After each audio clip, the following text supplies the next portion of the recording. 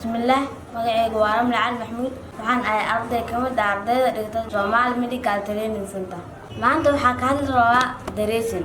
Waa dhayitaanka dhaawaca. Marka sababta ama ujeedada dhayitaanka loo sameeyayo waxay tahay kow in la ka hortago infection, inaysan jeermis ku dhalan iyo inaysan meesha aysan dhaawac soo gaarin. Dhayitaanka dhaawacyada waxaa loo sameeyaa laba qaabood.